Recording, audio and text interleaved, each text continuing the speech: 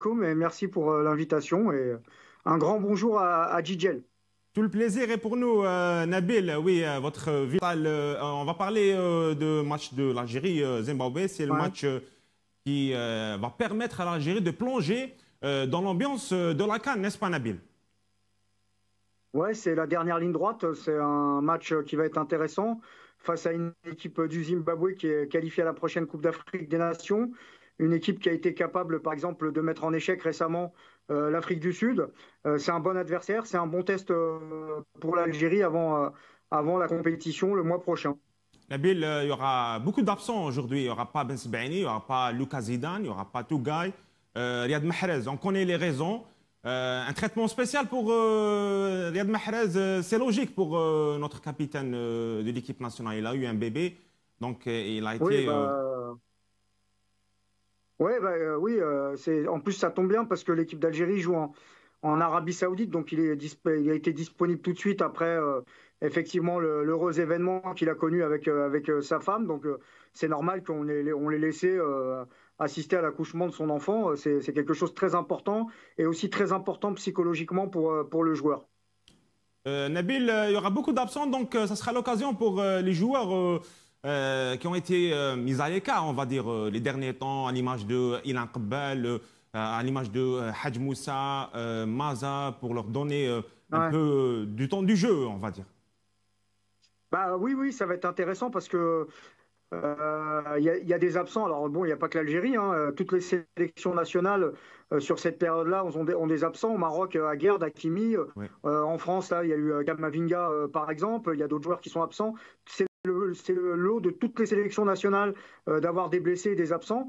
Pour l'Algérie, bah, de toute façon, ce qui va être intéressant, effectivement, c'est de voir les compositions d'équipe sur les deux matchs. Mais plus que les compositions d'équipe, c'est peut-être aussi le système de jeu. Il Oui. peut très bien y avoir des surprises. On peut très bien jouer à 3, par exemple. C'est vrai que l'absence de Ben Sebaini est dommage parce que moi, j'aurais bien aimé voir une défense à 3 avec Chergui, Mandi et Ben Sebaini.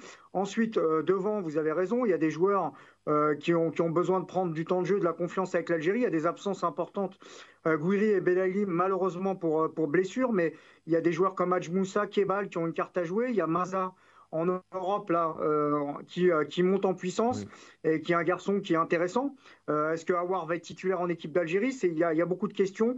Il y a aussi la question du milieu de terrain. On a vu qu'il avait laissé des joueurs de côté.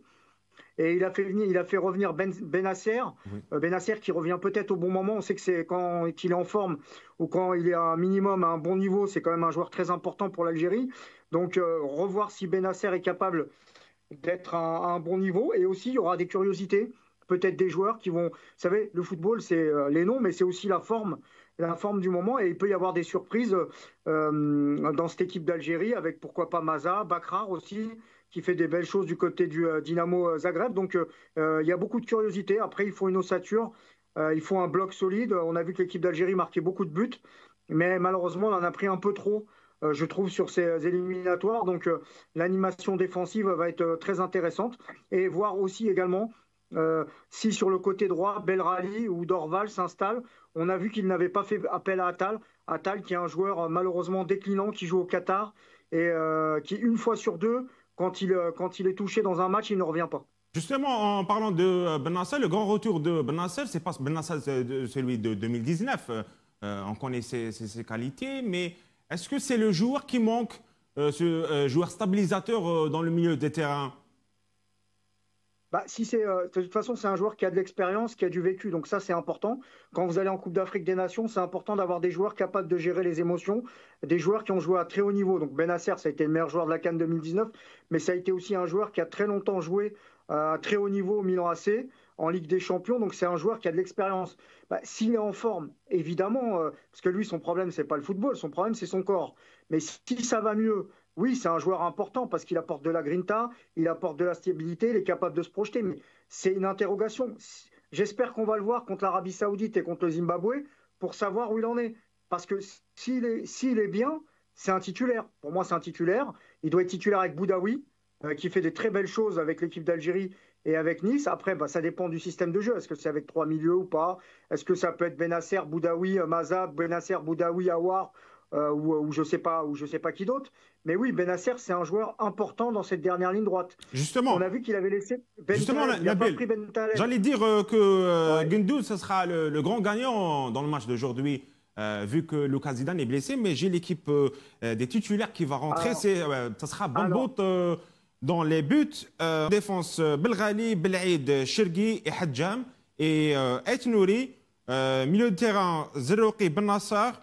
Et en attaque, Amoura, Maza et Bounja. Je pense que Maza, il va jouer en 10. Mais là, à votre avis, c'est une défense à 3 ou pas? Oui, une défense à 3, je pense. C'est qui les 3? C'est Belaïd, c'est Chergui et peut-être Hadjam. Hadjam, il va jouer sur le flanc gauche, oui. Ouais, Vu qu'il y a Ait Nouri, oui. Oui. Ouais, bien vu, ouais. Oui, donc ça c'est intéressant. On parlait tout à l'heure des noms, mais regardez là, il va essayer peut-être de jouer à 3 derrière. Donc là, bon, allez, on va dire c'est une équipe hybride avec certains remplaçants et quelques titulaires.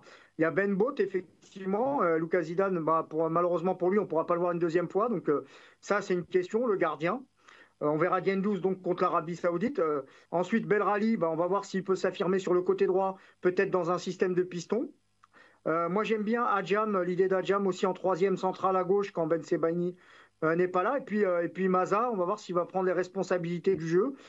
Et puis, ça va être aussi intéressant de voir l'association, parce que l'équipe d'Algérie, alors c'est vrai qu'on a beaucoup parlé de Riyad Mahrez, mais la réussite de l'équipe d'Algérie, ça a été aussi l'association Belaïli Bounedja. Peut-être qu'il peut y avoir une relation technique intéressante entre Amoura et Bounedja, Justement, qui pourrait être titulaire à la CAN. Hein. Oui, Petkovic va miser sur les couloirs, Nabil, avec à gauche Ait Nouri, comme il joue à City, un peu avancé, avec une vocation offensive. Ouais. Et à droite, avec Belghali, on va le voir encore, le défenseur de